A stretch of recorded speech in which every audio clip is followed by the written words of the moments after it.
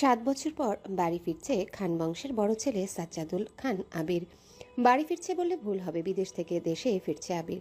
এই ৭ বছরে খান বাড়িতে ঘটে গেছে অনেক ঘটনা, যার সাথে সশরীরে যুক্ত নেই আবির। তবে আত্মিকভাবে প্রতিটা ঘটনায় জড়িয়ে আছে সে। আবিরের বাবা চাচা ৩ জন। আবিরের বাবা সবার বড়, নাম আলী আহমদ খান। তানভীরের বাবা মেজ, নাম মোজাম্মেল খান। ছোট চাচ্চুর নাম ইকবাল খান। আবির তার বাবা মায়ের একমাত্র ছেলে। মেজ চাচা মানে মোজাম্মল খানের এক ছেলে এক মেয়ে। ছেলের নাম তানভীর খান, মেয়ের নাম মাহাদিবা খান মেঘ। ছোট চাচার এক মেয়ে, এক ছেলে মিম আর আদি। এখনও তারা এলাকার যৌথ পরিবারগুলোর মধ্যে শ্রেষ্ঠ। বাড়ির সকলের প্রাণ যেন এক সুতোয় বাঁধা। 5 ভাই বোনের মধ্যে আবির সকলের চোখের মণি। আবিরের জন্মের পর তার বাবা মা দ্বিতীয় সন্তান নেওয়ার চিন্তাই করেননি। এইচএসসি পর্যন্ত সে বাড়িতেই ছিল সবার নয়নের মণি। আবিরের চাঞ্চল্যে মেতে থাকতো খানবাড়ি। আচমকা যেন পরিবেশটা পাল্টে গিয়েছিল। 18 বছর বয়সে আবিরের হঠাৎ করে স্কলারশিপে বিদেশে পড়তে যাওয়া বাড়ির সকলের সাথে শারীরিকভাবে যেমন দূরত্ব বেড়েছিল, তেমনি দূরত্ব বেড়েছে মানসিকভাবেও। 7 বছর পূর্বের আবিরের সাথে বর্তমান আবিরের আকাশ পাতাল পার্থক্য। দেখেও যেন চেনার কোনো উপায় নেই। 6 ফুট লম্বা ছেলেটা, গায়ের রং শ্যামলা, গাল ভর্তি চাপদাড়ি, চুলের স্টাইল কোনো নায়কের থেকে কম না। তার ফ্যাশন আর লুকে যে কোনো মেয়ে এক দেখাতেই প্রেমে পড়তে বাধ্য। প্লেনে বসে আবির অবলীলায় ভেবে যাচ্ছে অতীতের ফেলে আসা স্মৃতিগুলো। সেই চাঞ্চল্যকর মুহূর্তগুলো এখন শুধুই স্মৃতির পাতায়। মাকে রেখে এসেছিল সেই যৌবনের প্রথম দিকে, যখন তার বয়স ছিল 18। সেই সময় মাই ছিল তার একমাত্র বন্ধু। আজ সে 24 বছরের যুবক। এতগুলো বছরের একটা দিনও বাদ যায়নি মায়ের সাথে ফোনে কথা বলেনি সে। বাড়ির সকলের সাথে মোটামুটি কথা বলার চেষ্টা করেছে। ছোটবেলার স্মৃতিগুলো ভাবতে ভাবতে নিজের দেশে পৌঁছে গিয়েছে আবির। এয়ারপোর্টে আবিরের বাবা আলী আহমদ খান আর তানভীর দাঁড়িয়ে আছে। তানভীর সম্পর্কে তার চাচাতো ভাইয়ের বয়সে 2 বছরের ছোট, কিন্তু দুজন দুজনের বেস্ট ফ্রেন্ড আর কলিজার বন্ধু। তানভীর আবিরকে দেখে দৌড়ে এসে জড়িয়ে ধরল। এই 7 বছরে একবারের জন্য বাড়ি ফেরেনি আবির, তবে প্রতিনিয়ত কথা হয় আবির আর তানভীরের। আবির তার আব্বুকে সালাম করে জড়িয়ে ধরে। তারপর বাড়ি ফিরে 3 জন। বাড়িতে যেন হই হই রই রই ব্যাপার। হবেই নাই বা কেন? বাড়ির বড় ছেলে এত বছর পর বাড়ি ফিরেছে। রান্নাঘরে বাহারি রকমের রান্নার ধুম পড়েছে মা চাচিদের। হঠাৎ দরজায় আবিরকে দেখে সবার মধ্যে হইচই শুরু হয়ে গেছে। আবিরের আম্মু দৌড়ে এসে জড়িয়ে ধরলেন ছেলেকে। আবেগ আপ্লুত হয়ে মাকে জড়িয়ে ধরল আবির। মমতাময়ী মাকে সেই 7 বছর আগে ছুঁয়েছিল, আজ এত বছর পর মায়ের ছোঁয়া পেল আবির। মা চাচিদের সালাম করলো। সোফায় বসিয়ে ছেলেকে একের পর এক শরবত নাস্তা দিতে ব্যস্ত সবাই। এর মধ্যেই উদয় হলো মিম আর আদির। মিমের বয়স 14 বছর। তার ছোট ভাই আদির বয়স মাত্র 10 বছর। আদি এখন এই বাড়ির সবচেয়ে ছোট। আবির যখন দেশ ছেড়েছিল তখন আদির 3 বছর হয়েছিল মাত্র। ভিডিও কলে দেখতে দেখতে ভাইকে সে একটু চেনে। দৌড়ে এসে জড়িয়ে ধরেছে ভাইকে। আবিরও জড়িয়ে ধরেছে আদিকে। মিমও আবিরের পাশে বসেছে, খোশ গল্প করছে সবাই মিলে। আদি জিজ্ঞাসা করছে, ভাইয়া, আমার জন্য কি এনেছো? আবির যেই না উঠতে যাবে মা চাচিরা উঠতে দিচ্ছে না। আগে শরবত খাবি তারপর উঠবি। আবির তানভীরের দিকে তাকিয়ে বলল, ওই লাগেজটা নিয়ে এত। তানভীর একটা লাগেজ টান দিতে যাবে। আবির আচমকায় বসা থেকে দাঁড়িয়ে। ওইটাতে ছবি না। তানভীর সহ বাড়ির সকলেই যেন অবাক হয়ে গেল। আবির আবারও ঠান্ডা মাথায় বলল, পাশের লাগেজটা নিয়ে আয়। তানভীরও তার কথা মতো লাগেজ নিয়ে আসলো। লাগেজ খুলে যে যার মতো জিনিস বের করছে আর জিজ্ঞাসা করছে এটা কার ওইটা কার। আবির শরবত খেতে খেতে উত্তর করছে, আদির জন্য বিদেশি দামি দামি খেলনা, মিমের জন্য ড্রেস, কসমেটিক্সের বক্স, মা কাকিদের জন্য অনেক গিফট, তানভীরের জন্য মোবাইল, একটা ল্যাপটপ, অন্যান্য গিফট। আলাদা আরেকটা ল্যাপটপ আছে। মিম জিজ্ঞাসা করছে, ভাইয়া এই ল্যাপটপটা কি তোমার? আবির উত্তর দেয়। না, এটা মেঘের জন্য। মেঘের মা হালিমা খান জিজ্ঞাসা করলেন, মেঘের ল্যাপটপ কি দরকার বাবা? ওর তো এসএসসি পরীক্ষা শেষ, সামনে অ্যাডমিশন আছে, অনেক কিছু জানার বা পড়ার দরকার আছে। মোবাইল দেখে পড়ার থেকে ল্যাপটপে সুবিধা হবে, তাই নিয়ে আসলাম। আমার জন্য নিয়ে আসতে একটা। আবির অবলীলায় হেসে উত্তর দেয়। তোর 18 বছর বয়স হলে তোকে কিনে দেবো, চিন্তা করিস না। মিম খুশিতে গদগদ হয়ে বলে, ধন্যবাদ ভাইয়া। বাড়ির হইচই শুনে ঘর থেকে বের হলেন ছোট চাচা ইকবাল খান। আবির চাচ্চুকে দেখেই সালাম করতে চায়। চাচ্চু বাধা দিয়ে জড়িয়ে ধরেন ভাতিজাকে। ইকবাল খান বাড়ির সকলের দিকে এক পলক তাকিয়ে নরম স্বরে বললেন, এতদিনে এই বাড়িটা পরিপূর্ণ হলো। ইকবাল খানের জন্য আনা উপহার আবির নিজের হাতেই চাচ্চুকে দিল। বাকিদের জিনিসগুলো একটা একটা করে দিল আবির। মেজ চাচ্চু মানে মোজাম্মেল খান বাসায় নেই, তাই ওনার জন্য আনা গিফট যত্ন করে রেখে দিল আবির। লাগেজে পড়ে আছে একটা বক্স যেটা র্যাপিং পেপারে মুড়ানো আর একটা শপিং ব্যাগ। আদি জিজ্ঞাসা করছে। ভাইয়া ওইটা কার? আবির ল্যাপটপের পাশে বক্স আর শপিং ব্যাগটা রেখে উত্তর করলো। এগুলো মেঘকে দিয়ে দিও, আমি রুমে যাচ্ছি। ইকবাল খান এক পলক সবার দিকে তাকিয়ে জিজ্ঞাসা করলো। মেঘ কোথায়? হালিমা খান উত্তর দিলেন। ও তো কোচিংয়ে গেছে, এতক্ষণে তো চলে আসার কথা। আবির বাকি দুইটা লাগেজ নিয়ে উঠতে যাচ্ছিল, হঠাৎ পিছনে ফিরে মায়ের দিকে তাকিয়ে প্রশ্ন করলো। আমি কোন রুমে থাকবো? ছেলের এমন প্রশ্নের জন্য মা মালিকা খান হতভম্ব হয়ে পড়লেন। তৎক্ষণাৎ স্বাভাবিক হয়ে উত্তর করলেন। তোর রুম তোরই আছে, আজ সকালেই পরিষ্কার করা হয়েছে। আবির কোনো কথা না বলে দুই লাগেজ নিয়ে উঠতে গেলে তানভীর এগিয়ে আসে। আমায় দাও, আমি নিয়ে যাচ্ছি। আবির একটা লাগেজ তানভীরের দিকে এগিয়ে দেয়, নিজে আরেকটা লাগেজ সযত্নে নিয়ে সিঁড়ি দিয়ে উঠতে থাকে। ততক্ষণে দরজায় এসে উপস্থিত হয় এই বাড়ির বড় মেয়ে মাহাদিবা খান মেঘ। মিম মেঘকে দেখেই দৌড়ে এসে বলে। আপু আপু, আবির ভাইয়া এসেছে। মেঘ সিঁড়ির দিকে তাকায়। লম্বা স্বাস্থ্যবান সুপুরুষ দেহি একজন হাতে লাগেজ নিয়ে সিঁড়ি দিয়ে উঠছে, শুধু পিছনটা দেখা যাচ্ছে। মেঘ ভেতরে ঢুকে সবার হাতে গিফট দেখে এদিক সেদিক তাকায়। ততক্ষণে আবির নিজের রুমে চলে গিয়েছে। মেঘের মা হালিমা খান মেয়ের দিকে এগিয়ে এসে বলে। তোর জন্য গিফট এনেছে। মেঘ তাকিয়ে বলে। কি গিফট? সোফায় রাখা ল্যাপটপের দিকে চোখ পড়ে মেঘের, ছুটে যায় ল্যাপটপের কাছে। এটা কি আমার? হ্যাঁ আপু, এটা তোমার। বক্সটা আর শপিং ব্যাগটাও তোমার। ল্যাপটপটা ঘুরিয়ে ফিরিয়ে দেখছে মেঘ, যেন আকাশ কুসুম কিছু পেয়ে গেছে। তারপর শপিং ব্যাগটা খুলে দেখলো দুইটা ড্রেস মনে হচ্ছে। সে ল্যাপটপ আর বক্সগুলো নিয়ে রুমের দিকে চলে যায়। এত বছর পর নিজের রুমটা আশ্চর্যান্বিত নয়নে দেখছে আবির। সেই পরিচিত ঘ্রাণ, যেখানে সে নিজের জীবনের 12টা বছর কাটিয়েছিল। যে রুমটা ছিল তার একান্তই ব্যক্তিগত, আজও তাই আছে। একটা জিনিসও এদিক সেদিক হতে দেননি আবিরের মা মালিহা খান। এমনকি রুমে বছরের পর বছর তালা দিয়ে রেখেছেন তিনি। যখনই ছেলের কথা মনে হতো, ছেলে রুমে এসে নীরবে কেঁদে যেতেন, যেন কেউ বুঝতে না পারে। আবির রুমে ঢুকে লাগেজ খুলে নিজের পরনের টি শার্ট হাতে শাওয়ার নিতে চলে যায়। শাওয়ার শেষে বের হলো একটা কফি কালার টি শার্ট আর একটা ট্রাউজার পরে হাতে টাওয়েল নিয়ে মাথা চুল মুছতে মুছতে খাটে বসে আছে তানভীর। লাগেজ নিয়ে এসে রুমেই বসে আছে সে। তানভীরকে দেখে আবির জিজ্ঞাসা করছে। কি হলো, কিছু বলবি? তানভীর মুচকি হেসে জিজ্ঞাসা করছে। আচ্ছা ভাইয়া, ওই লাগেজটা ধরতে দিলে না কেন? কি আছে ওইটাতে?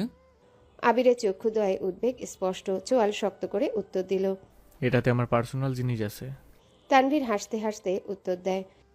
সেই পার্সোনাল জিনিসগুলো দেখতে চাচ্ছি আমার অবুঝ মন। কি করব বলো?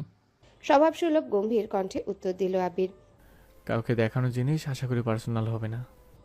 তানভীর ভাইয়ের আপত্তিস্বর বুঝতে পেরে এই বিষয়ে আর কিছু বলেনি, শুধু জিজ্ঞাসা করে। বিকেলে কি বের হবে? আবির উপর নিচ মাথা নেড়ে হ্যাঁ সূচক সম্মতি জানায়। তানভীর কথা না বাড়িয়ে চুপচাপ বিদায় নেয় রুম থেকে। আবির খাটের এক কোণায় বসে মোবাইল হাতে নিয়ে গুরুত্বপূর্ণ কিছু চেক করতে ব্যস্ত হয়ে পড়ে। মেঘ নিজের রুমে ঢুকে শপিং ব্যাগ খুলে 3টা ড্রেস বের করলো। 3টা জামাই অসাধারণ সুন্দর, 2টা গাউন ড্রেস আর একটা গর্জিয়াস কাজের 3 পিস। ল্যাপটপটাও খুলে দেখে তার প্রয়োজনীয় সকল অ্যাপ ব্রাউজার অলরেডি ল্যাপটপে সেট করা আছে। মেঘের দৃষ্টি যায় র্যাপিং পেপারে মোড়ানো বক্সের দিকে। র্যাপিং পেপার খুলতেই চোখে পড়ে 3টা উপন্যাসের বই, যেগুলোর উপরে ছোট একটা চিরকুটে লেখা অ্যাডমিশনের পরে পড়বি। তার সাথে একটা ছোট বক্স, যেখানে এক বক্স রঙিন পাথর। মেঘের এই পাথরগুলো ছোটবেলায় খুব পছন্দ ছিল। তার সাথে একটা আইফোন 13 প্রো ম্যাক্স মোবাইলের বক্স। ফোন দেখে মেঘের চক্ষু চড়ক গাছ। অনেকদিন যাবৎ মনের কোণে সুপ্ত ইচ্ছে ছিল একটা আইফোন কেনার, কিন্তু কাউকে বলার মতো সাহস হয়নি তার। এগুলো দেখে খুশিতে গদগদ হয়ে পড়েছে মেঘ। ইন্টার সেকেন্ড ইয়ারে পড়াকালীন মেঘের যখন কলেজ, প্রাইভেট কোচিং সব মিলিয়ে ব্যস্ততায় দিন কাটছিল, তখন তানভীর তার পুরনো একটা ফোন দিয়েছিল মেঘকে। সিমটাও ছিল তানভীরের। বাসার মানুষের বাইরে শুধু 3-4 জন বান্ধবীর নাম্বার ছিল সেই ফোনে। এমনকি স্যারদের কেউ নাম্বার দিতে নিষেধ করেছিল কড়া ভাষায়। তানভীর বরাবরই বোনের ব্যাপারে খুব সিরিয়াস। ভাইরা বোনকে শাসন করে ঠিক আছে, কিন্তু তানভীর মেঘকে একটু বেশি শাসনে রেখেছে এত বছর। এইচএসসি পরীক্ষা চলাকালীন সময়ে নিজের মায়ের পেটের ভাই তানভীরকে খুব সাহস করে বলেছিল, ভাইয়া ভাইয়া পরীক্ষা শেষ করে আমায় একটা নতুন ফোন কিনে দিবা? অগ্নি দৃষ্টিতে তাকিয়েছিল তানভীর, যেন মস্ত বড় অন্যায় করে ফেলেছে। তারপর মেঘ নতুন ফোনের আশা পুরোপুরি ছেড়ে দিয়েছিল। আজ সে না চাইতেই আইফোন পেয়ে গেছে, ল্যাপটপ পেয়ে গেছে, এ যেন মেঘ না চাইতেই জল। আনমনে ভাবছে, মনে হয় তানভীর ভাইয়া বলেছে ফোন আনতে, আর ল্যাপটপ আনতে, না হলে উনি কিভাবে জানবে আমার ফোন নেই? এদিকে 1 ঘন্টা যাবৎ ফোনে মনোযোগ দিয়ে কি যেন কাজ করছে আবির। হঠাৎ আদি দৌড়ে এসে দরজায় দাঁড়ায়। ভাইয়া তোমায় খেতে ডাকছে। জার্সি। 10 মিনিটের মধ্যেই সাদা শার্ট পরে রেডি হয়ে নিচে নামলো আবির। এই সময় তেমন কেউ নেই নিচে। বিকাল 4টা বাজে, সবার খাওয়া শেষ অনেক আগে। মালিহা খান বসেছিলেন ছেলের জন্য। ছেলের ফিটফাট হয়ে রেডি হওয়া দেখে মালিহা খান জিজ্ঞাসা করছেন, কোথাও যাবি? হ্যাঁ, একটু কাজ আছে। আবির চুপচাপ খাবার খাচ্ছে। ছোটবেলায় যা যা সে পছন্দ করত সব রান্না হয়েছে আজ। সব খেতে পারেনি, যতটুকু সম্ভব খেয়ে উঠে পড়েছে।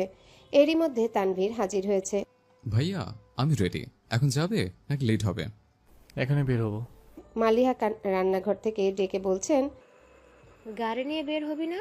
চাবি নিয়ে যা। গাড়ি লাগবে না আম্মু। দুভাই বের হয়ে গেল। যৌথ পরিবারগুলোর সবচেয়ে আনন্দময় সময় হলো সন্ধ্যাবেলা। বাড়ির সকলে মিলে হইচই করে বিকেলের নাস্তা খাওয়া, একটু টিভি দেখা, খেলাধুলা করা, আড্ডা দেওয়া।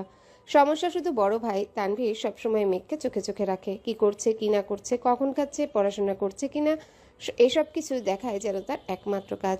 কিন্তু মিম আর আদিকে কোনোদিন একটা ধমক পর্যন্ত দেয়নি তানভীর। এ কেমন দুমুখ ব্যবহার। তানভীর যতক্ষণ বাসার বাইরে থাকে, মেঘ ততক্ষণ মুক্ত স্বাধীন। তানভীর বাসায় না থাকায় 3 ভাই বোন মিলে ছোটাছুটি করছে।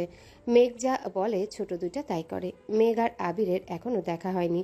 মেঘ কোচিং থেকে এসে রুমে যে ঢুকেছিল তার গিফট নিয়ে ব্যস্ততার কারণে সবেমাত্র রুম থেকে নিচে এসেছে। অন্যদিকে আবির বাসা থেকে চলে গেছে আরও 2 ঘন্টা আগে।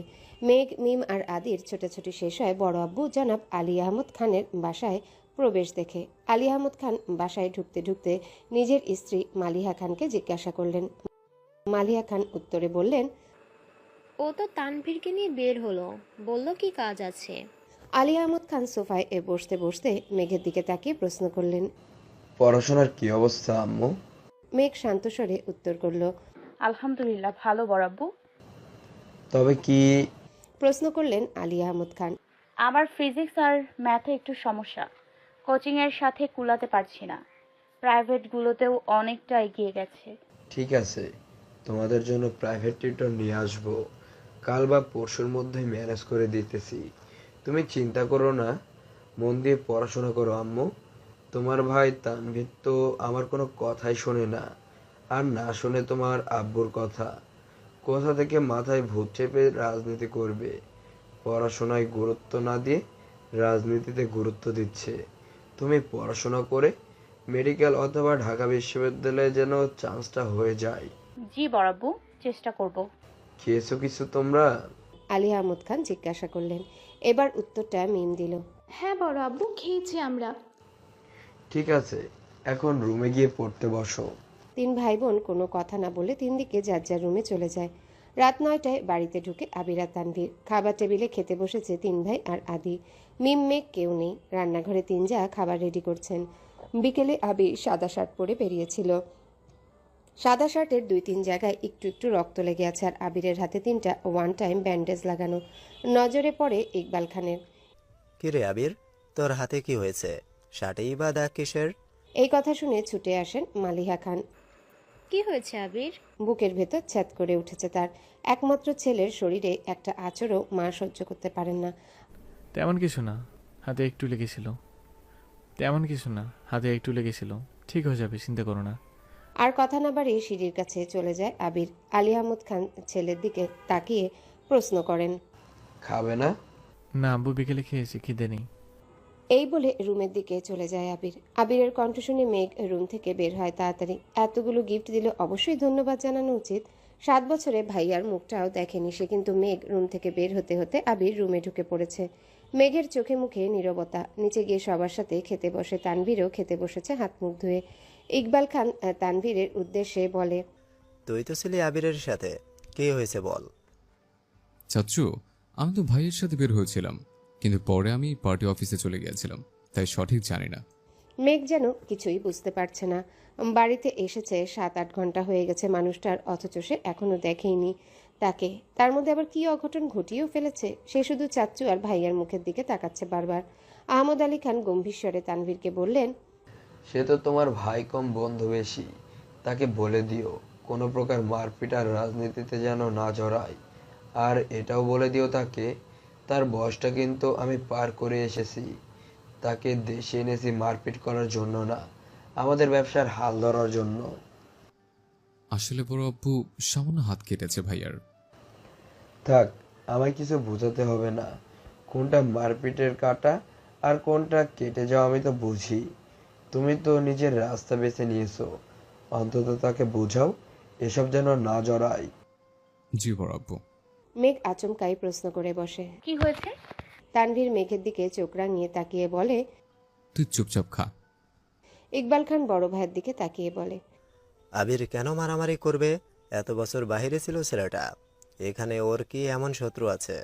বাড়ির সবার মধ্যে নীরবতা, কেউ কোনো কথা বলছে না। মেঘ মনে মনে ভাবছে, আবির ভাইয়া মারপিট করেছে, কিন্তু কেন?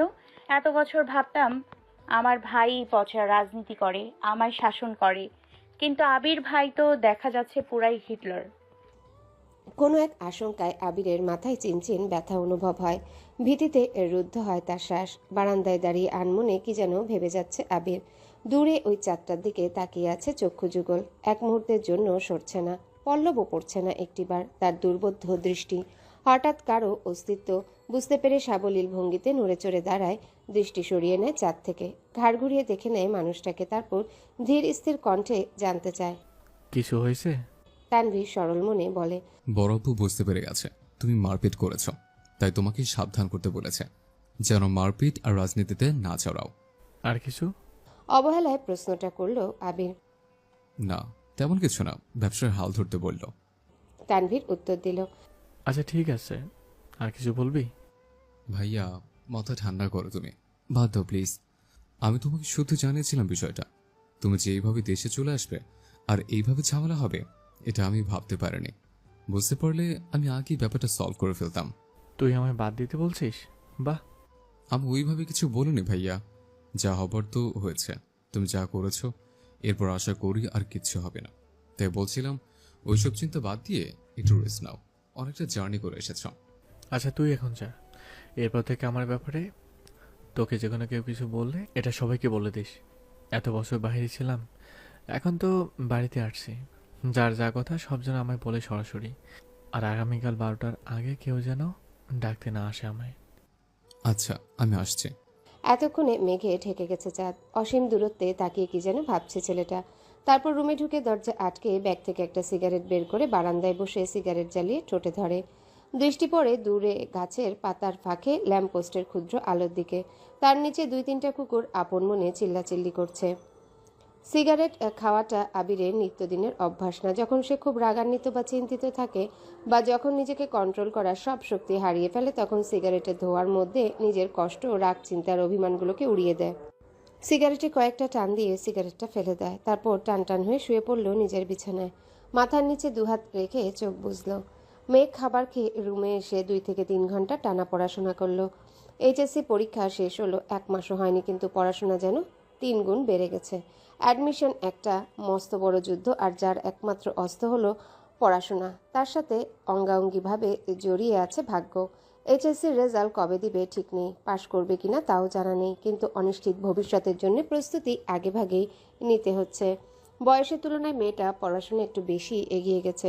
18 বছর বয়সে পা দিল, সবেমাত্র 2 মাস হয়েছে। তার মধ্যে এইচএসসি পরীক্ষা শেষ। কয়েক মাস পরে সে স্নাতক শিক্ষার্থী হতে চলেছে। ভাবতেই কেমন যেন নিজেকে বড় বড় মনে হয় মেঘের। পড়াশোনা শেষ করে নিজের বিছানায় শুয়েছে, হাতে তার নতুন মোবাইল, কিন্তু করবে কি সে? না আছে ফেসবুক, আর না আছে অন্য কোনো অ্যাকাউন্ট। ইউটিউবে ঢুকে কয়েকটা ভিডিও দেখে মোবাইল রেখে দেয়, শুয়ে ভাবতে লাগে। আবির ভাইকে ধন্যবাদ জানানো দরকার। কিন্তু সে তো ভয়ে দাঁড়াতেই পারবে না আবিরের সামনে। পুরনো স্মৃতিগুলো ভাবতে থাকে। মেঘ সবে মাত্রই 5ম শ্রেণীতে উঠেছিল। বয়সের গণ্ডি 9 থেকে 10-এর মাঝামাঝি। তখন মেঘের একটা বন্ধু হয়েছিল, নাম জয়। ছেলেটাকে স্কুলে নতুন এসেই বন্ধুত্ব করেছিল মেঘের সাথে। ছোটবেলায় পিচ্চিদের বন্ধুত্ব যেমন ছিল, চকলেট শেয়ার করা, টিফিন শেয়ার করা, একসাথে খেলাধুলা করা, একটা সপ্তাহ হয়নি তাদের বন্ধুত্বের। 7 দিনের মাথায় আবির স্কুলে গিয়ে মেঘকে আর জয়কে একসাথে খেলতে দেখে। স্কুলের সবার সামনে মেঘের গালে কয়েকটা থাপ্পড় বসিয়ে দিয়েছিল। তোকে যদি আর কোনোদিন কোনো ছেলের সাথে কথা বলতে বা খেলতে দেখি, তাহলে তোর খবর আছে। তারপর বোনকে টানতে টানতে বাড়িতে নিয়ে আসে। একটাবার বোনের দিকে তাকিয়েও দেখেনি দুগালে আবিরের 5 আঙ্গুলের দাগ বসে গেছিল। সেই যে থাপ্পড় দিয়েছিল মেঘ, 1 সপ্তাহ জ্বরে পড়েছিল। মেঘ ছোটবেলা থেকেই খুব অভিমানী ছিল। সেই ছোট্ট মেয়েটাই থাপ্পড়ের ভয়ের আতঙ্কে আর কখনো আবিরের দিকে চোখ তুলে তাকায়নি। কথা বলা তো দূরের বিষয়, আবির বাসায় থাকাকালীন রুম থেকে বেরই হয়নি মেঘ বালিকা। আবিরও কখনো খোঁজ নেয়নি মেয়েটার। ছোট্ট মেঘের মনে তখনই জন্ম নেয় আবির ভাইয়ের প্রতি অভিমান, সীমাহীন অভিযোগ, কষ্ট আর বিতৃষ্ণা। 2 বছর পর দেশ ছাড়ে আবির। এই সময়ের মাঝে মেঘ আবিরের সাথে এক টেবিলে খেতেও বসতো না। আবিরকে দেখলেই যেন ছুটে পালাতো মেঘ। আবির বিদেশে চলে যাওয়ার পর মেঘ আবিরের ভয় থেকে নিজেকে সাবলীল করে আপন ও মনে রাজত্ব করতে থাকে খানবাড়িতে। আবিরের পাশের রুমটাই তার দখলে চলে আসে। আবির থাকলে হয়তো কখনোই সেই রুমে আসতো না।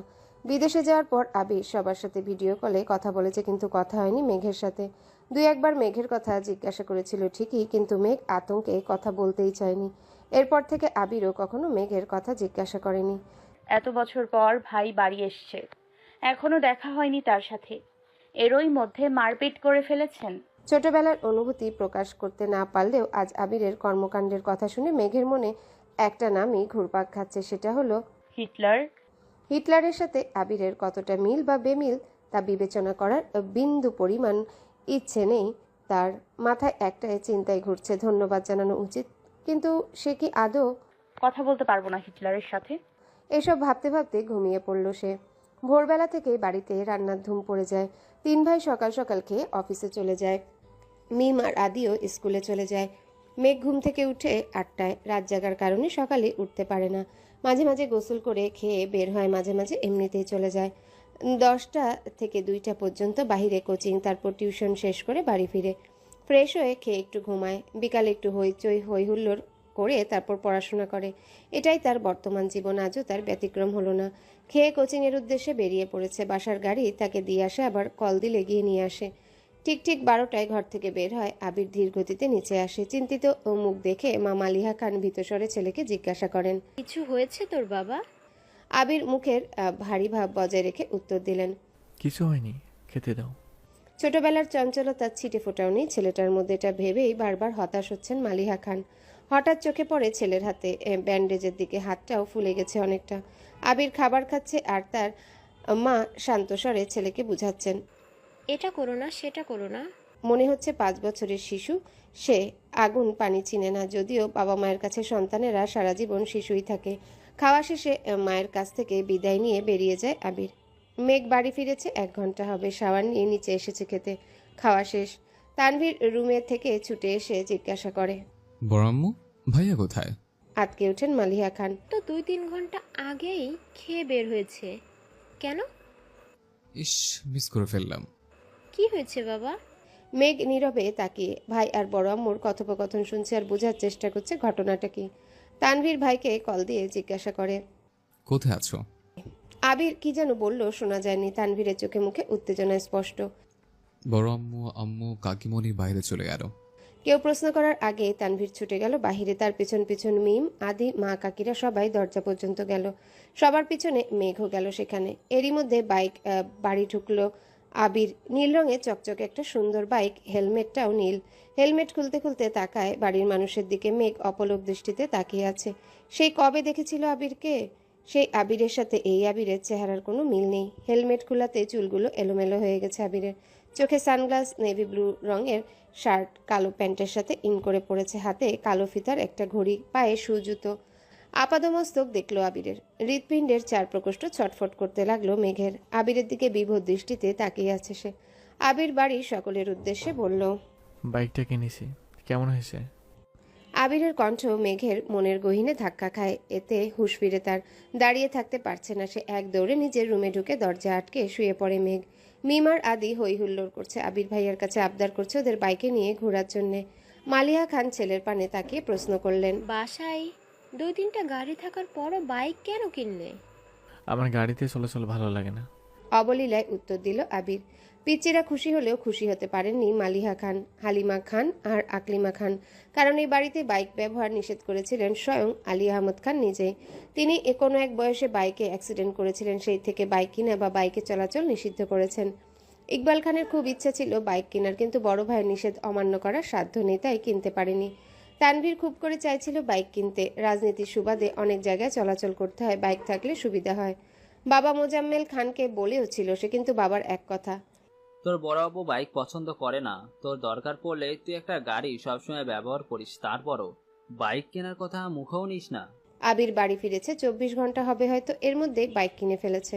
এর পরিণাম কি হবে তা ভেবেই ভয়ে আটকে যাচ্ছেন বাড়ির 3 বউ। অষ্টাদশীর হৃদয় কাঁপছে, কেমন জানি অস্থির লাগছে সবকিছু। পরিচ্ছন্ন নয়নে তাকিয়ে আছে রুমের জানালার দিকে, দৃষ্টি তার অসীম দূরত্বে। কি জানি কি ভাবলো কতক্ষণ, হঠাৎ ঝলমলিয়ে উঠল মেঘ। সঙ্গে সঙ্গে চোয়াল শক্ত করে নিজেকে নিজে প্রশ্ন করল, বাই এনি চান্স আমি কি হিটলারটার উপর ক্রাশ খেয়েছি? শ্বাস ঝেড়ে নিজের মাথায় গাঁটটা মেরে মেঘ বলে, ছি মেঘ, ছি। কি সব ভাবছিস তুই? কেউ কি তার চাচাতো ভাইয়ের উপর ক্রাশ খায়? ভালো ভদ্র হলেও মানা যেত। এমন গুরু গম্ভীর বদমেজাজি আর হিটলার স্বভাবের কেউ কি কারো ক্রাশ হয়? যে ছেলে 10 বছরের মেয়ের গায়ে হাত তুলতে পারে, সে আর যাই হোক আমার ক্রাশ হতে পারে না। এটা ভাবতেই মেঘের বুক ভেসে আসে কষ্টে। নিজেকে স্বাভাবিক করতে মোবাইল হাতে নিয়ে কল করে মেঘের সবচেয়ে কাছের বান্ধবী বন্যাকে। প্রথম কল দিতে রিসিভ হয় কল। আসসালামু আলাইকুম, কেমন আছো বেবি? ওয়ালাইকুম আসসালাম, আলহামদুলিল্লাহ ভালো আছি। তুই কেমন আছিস? হঠাৎ আমার স্মরণ করার কোনো স্পেশাল কারণ আছে? তোর তো আমার ভাঙা ফোন ঠুসটাস বন্ধ হয়ে যাবে। মেঘ রাগান্বিত স্বরে এক প্রকার হুঙ্কার দিয়ে বলে, তুই আজ কোচিংয়ে আসিসনি কেন? কি যে একটা জিনিস মিস করছিস। কি মিস করছি বলে ভালো বান্ধবী? এখন বললে কি আর সেই ফিলটা পাবি নাকি? আজব।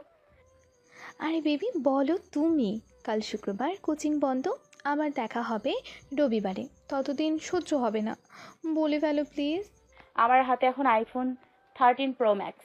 মেঘের কথা বন্যা এক বিন্দুও বিশ্বাস করেনি, হেসে উড়িয়ে দিয়ে বলছে, এখন বল, একটু পর 14 প্রো ম্যাক্স কিনতে যাচ্ছিস, যাকে তার ভাই একটা আধা ভাঙা ফোন দিছে ব্যবহারের জন্য, দিনে 100 বার বন্ধ হয়ে যায়, তার হাতে নাকি আইফোন। এই তুই কি ঘুম থেকে স্বপ্ন দেখে উঠলি নাকি রে? মেঘের উৎফুল্ল মেজাজ আচমকাই বিগড়ে গেল। অভিমানী স্বরে বলল, কাল আবির ভাই আসছে বিদেশ থেকে, উনিই নিয়ে আসছেন আমার জন্য। তাই বল, না হয় তোর যে ভাই সে তোকে এই জীবনে ফোন কিনে দিত না, তোর বাবা দিতে চাইলেও সে আছাড় মেরে ভেঙে ফেলতো। ওয়েট ওয়েট, এই আবির ভাইটা কে রে, যে তোকে ছোটবেলায় মেরেছিল সেই? মেঘ মুখ কালো করে উত্তর দিল, হ্যাঁ, আমার চাচাতো ভাই।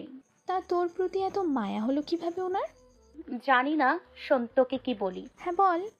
আসলে আজকে বিকেলে আবির ভাইকে দেখে ছোটখাটো একটা শখ খেয়েছি। মানে? কি সুদর্শন চেহারা, দাঁড়ানোর স্টাইল, লুক আর অগোছালো চুল দেখে আমার মনটাই এলোমেলো হয়ে গেছে। আমি মনে হয় ওনার উপর ক্রাশ খেয়েছি। মুখ ফুলিয়ে শ্বাস ছেড়ে একটু ধাতস্থ হয়ে গুরুগম্ভীর হয়ে বন্যা বলল, তোর মাথা ঠিক আছে মেঘ? তুই এত বছর যাবৎ বলছিস সেই মানুষটা তোর শৈশব নষ্ট করে দিয়েছে, আজ কৈশোরে পা দিতেই এই মানুষটার ওপর ক্রাশ খেয়ে ফেলেছিস। মানুষ রং বদলায়, কারণে অকারণে বদলায়, কথাটা এতদিন শুনেছি, কিন্তু আজ তোকে দেখে মনে হচ্ছে এই কথাটা 100% শিওর। না হয় যাকে এত বছর শত্রু ভেবে এসেছিস, আজকেই তার কথা অবলীলায় বলে যাচ্ছিস। বা মেঘ বা। মেঘের নীরবতা বুঝতে পেরে বন্যা আবারও বলা শুরু করলো, এসব কোনো বিষয় না ভেবি, হঠাৎ করে দেখছিস তো তাই আহামরি সুদর্শন লেগেছে। বিষয়টা মাথা থেকে ছেড়ে ফেল, দেখবি সব ঠিক হয়ে যাবে। আমরা না দুজন দুজনকে কথা দিয়েছিলাম, একজন বিপদে গেলে আরেকজন সামলাবো, ভুলে গেলি? স্পষ্ট বোঝা গেল মেঘের বদলে যাওয়ার অভিব্যক্তি। সহসা নিজেকে সামলে আচমকায় প্রশ্ন করে বসলো, আমি কি দেখতে সুন্দর না? আমি কি কারো ক্রাশ হওয়ার যোগ্য না? মেঘের আকস্মিক প্রশ্নে বন্যা কিছুটা হতভম্ব হলো। এরপর কয়েক মিনিট শুধু হেসেই গেল। স্বাভাবিক স্বরে বলল, অবশ্যই তুই সুন্দর, ক্রাশ খাওয়ারও যোগ্য, কিন্তু তুই ছেলেদের ক্রাশ হতে পারবি কিনা সন্দেহ আছে। হতে পারিস রাস্তাঘাটের, গাছগাছালির, রংচড়া দেয়ালের, গরু ছাগলেরও হতে পারিস। রাগে ফুঁসতে ফুঁসতে কল কেটে দিয়েছে মেঘ আর ভাবছে, আজকাল সান্ত্বনা নিতে চাইলেও মানুষ মজা নেয়। যদিও বন্যার হাসির কারণটা খুবই স্বাভাবিক। মেঘকে বরাবরই এই চোখে চোখে রেখেছে তানভীর সহ বাড়ির সকলে। 6 থেকে 10 পর্যন্ত পড়েছে গার্লস স্কুলে, তারপর গার্লস কলেজে। আহারে জীবন, ধুধু মরুভূমির মতো কোথাও কেউ নেই। স্কুল কলেজের সামনে বাসার গাড়ি থাকতো, বাসা টু স্কুল, স্কুল টু বাসা। কোনো ছেলে না দেখলে ক্রাশ কিভাবে খাবে? বোধশক্তি হওয়ার পর মেঘ মনে হয় 2-3টা বিয়ে খেয়েছে কাজিনদের, যাকে বলে নামের বিয়ে খাওয়া। তানভীরের ভয়ে বিয়ে বাড়ির এক কোণে বসে থাকতো মেঘ। ভাইয়ের কড়া শাসন ছিল, ঘর থেকে বের হতে পারবে না, বরযাত্র আসলে তো আরও না। ঘরের ভেতরে তার জন্য খাবার পাঠানো হতো। তানভীর নিজেই বোনকে খাওয়াতো ইচ্ছে মতো। তারপর বিয়ে শেষ হলে মা বোনকে নিয়ে চলে আসতো। গায়ে হলুদে নাচা, গান গাওয়া, এমনকি মেহেদিও দিতে পারেনি কখনো। এই কষ্টে এখন আর মেঘ কারো বিয়েতেই যায় না। এতে তানভীর মনে হয় হাঁপ ছেড়ে বেঁচেছে। মেঘের এই সাদা কালো জীবনের কথা শুনলে বন্যা কেন পৃথিবীর সব মানুষই হাসবে। জীবনটা তার তেজপাতা হয়ে গেছে। মাঝে মাঝে ভাবে, এই বাড়িতে জন্মানোটা কি খুব দরকার ছিল? কয়েকবার বন্যা কল ব্যাক করেছে নিজের জীবনের হতাশার জন্য। মেঘ আর কলই রিসিভ করেনি। বান্ধবীকে রাগ দেখিয়ে কি হবে? জীবন যেখানে যেমন তা মানতেই হবে। মেঘের বেস্ট ফ্রেন্ড হওয়ার খেসারত দিতে হচ্ছে বন্যাকেও। মেঘের সাথে সাথে বন্যাকেও চোখে চোখে রাখে তানভীর। কথায় আছে, সঙ্গ দোষে লোহা ভাসে। সঙ্গ খারাপ হলে মেঘও খারাপ হবে, তাই সবসময় বন্যার পিছনে লোক লাগিয়ে রাখে। শুধু বন্যাই না, আরও দুজন বান্ধবী আছে মেঘের, একজন পাখি আর একজন মায়া। ওদেরকেও নজরে রাখে তানভীর। বোনকে সব দিক থেকে প্রোটেক্ট করাই যেন তার প্রথম এবং প্রধান কাজ। আবির বিকাল থেকে ঘুমাচ্ছে। সন্ধ্যা 7টায় ঘুম ভাঙে আদির ডাকে। নিচে আবিরের আব্বু আর মেঘের আব্বু বসে আছেন। আবিরের বাইক কেনার কথা শুনে তাড়াতাড়ি চলে এসেছেন অফিস থেকে। আবির ঘুম থেকে উঠে চোখে মুখে পানি দিয়ে টাওয়েল দিয়ে কোনো রকমে মুখটা মুছে তৎক্ষণাৎ রুম থেকে বের হয়। সে তার বাবাকে খুব ভালো করে চিনে। ডাকার সঙ্গে সঙ্গে উপস্থিত না হলে বাড়িতে তাণ্ডব শুরু করে দিবেন। আবিরের চোখে মুখে ঘুমের প্রভাব স্পষ্ট। ব্যস্ত পায়ে হাঁটছে সে। আচমকায় এলোমেলো পায়ে ছুটে রুম থেকে বের হয় মেঘ। চুলগুলো অগোছালো। আকস্মিক ধাক্কারাতে চটজলদি নিজেকে নিয়ন্ত্রণ করে অগ্নিদৃষ্টিতে তাকায় আবির। তৎক্ষণাৎ মোটা ভ্রুযুগল শিথিল হয়ে যায়। অমত্ত চেয়ে রইল সে। এক মুহূর্তের জন্য মস্তিষ্ক থমকে গেছে আবিরের। দৃষ্টি তার প্রখর। আচমকা হাঁটা থামাতে শ্বাস ভারী হয় আবিরের। কালো জামা পরিহিতা এক ললনার দিকে দৃষ্টি পড়ে। আপাদমস্তক দেখলো একবার। কালো জামাতে যাকে অপসরার ন্যায় লাগছে। এলোমেলো চুলগুলো তার কোমর ছাড়িয়েছে। চুল দেখে মনে হয় জীবনানন্দ দাশের বনলতাকে উদ্দেশ্য করা লেখা। চুল তার কবেকার অন্ধকার বিদিশার নিশা। দ্রুত গতিতে থামাতে গিয়ে মেঘের ছোট দেহ কম্পিত হয়। দৃষ্টি পড়ে 6 ফুট লম্বা মানুষটার বুকে। মেঘ মুখ তুলে তাকায় সেই মানুষটার চেহারার পানে। আবিরের চোখের দিকে বিস্ময়ে ভীভূত নয়নে তাকিয়ে আছে মেঘ। পলকও পড়ছে না একটিবার। আবিরের চোখে মুখে ছিটানো পানির ঝাপটায় এলোমেলো চুলগুলো থেকে চুইয়ে চুইয়ে পানি পড়ছে, যা তার পরনের সাদা টি শার্ট অল্প স্বল্প ভিজিয়ে দিচ্ছে। সেদিকে খেয়াল নেই আবিরের। আবির কয়েক সেকেন্ড স্তব্ধ থেকে হঠাৎ চোখ সরিয়ে পুনরায় রুদ্রমূর্তি ধারণ করে সবেগে হাঁটা দেয় সিঁড়ির দিকে। পেছন থেকে অষ্টাদশীর কোমল কণ্ঠে ডাক শুনে থমকে দাঁড়ায় আবির। তবে পিছনে তাকানোর প্রয়োজন মনে করেনি সে। মেঘ ভয়ার্ত কণ্ঠে বলে, থ্যাংক ইউ আবির ভাই। আবির শুনল কি না কে জানে। এক মুহূর্ত দাঁড়িয়ে যথারীতি ব্যস্ত ভঙ্গিতে নিচে নেমে যায়। মেঘ ঠাই দাঁড়িয়ে আছে দরজার সামনে। থরথর করে কাঁপছে মেঘের হাত পা। মেঘের মনে হচ্ছে ভো ভো করে ঘুরছে সমগ্র পৃথিবী। কেন জানি দাঁড়িয়ে থাকার শক্তি পাচ্ছে না মেয়েটা। নিজেকে নিয়ন্ত্রণ করতে তাড়াতাড়ি দেয়ালে ঠেস দিয়ে দাঁড়িয়েছে। এতগুলো বছর পর আবিরের চোখে চোখ রাখলো মেঘ। ভেতরটা ভয়ে আটকে উঠছে বারবার। অন্তরাত্মা শুকিয়ে যাচ্ছে মেঘের। সোফায় বসে আছেন দুই ভাই। বাড়ির মহিলা রান্নাঘরে কাজে ব্যস্ত থাকলেও নজর তাদের দিকে। কি হবে কে জানে। আলী আহমদ খান নিজের গাম্ভীর্যতা বজায় রেখে এক প্রকার হুঙ্কার দিয়ে প্রশ্ন করলেন,